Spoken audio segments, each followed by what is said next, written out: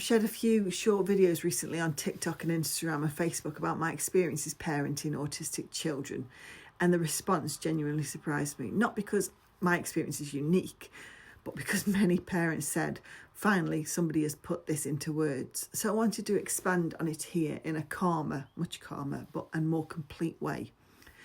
There is something about parenting a neurodivergent child that isn't always visible.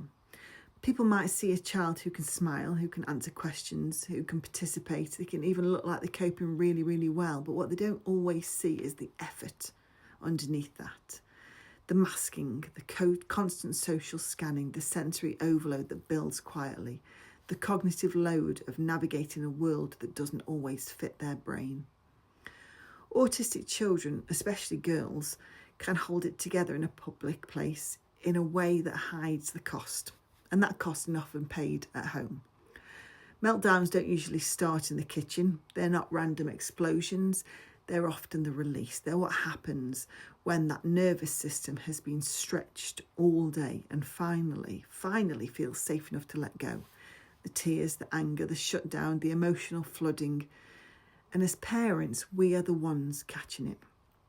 We are trying to regulate ourselves whilst co-regulating them. Trying to hold the boundaries whilst holding empathy, trying not to catastrophise, but also not to ignore what we can see building. And that emotional vigilance is exhausting. Not because we don't love our children, but because loving a child whose nervous system is under strain means your own nervous system never, ever fully switches off. Sometimes it isn't just occasional overwhelm. Sometimes your child just isn't okay, from morning to evening. You can feel the tension when they wake up. You can see that rumination. You can sense that their system is already braced for the day. And that is heavy. Because you're not just parenting behaviour, you're supporting that nervous system under strain. I've also seen comments suggesting that recognising autism is somehow playing a card. Well, it isn't. It's acknowledging those neurological differences. All children deserve support, but fairness doesn't mean identical treatment. It means appropriate support. Some nervous systems reset quickly, some don't. And pretending that they are the same doesn't create equality, it creates misunderstanding. As both a parent and a professional, I'm careful about how I speak about autism.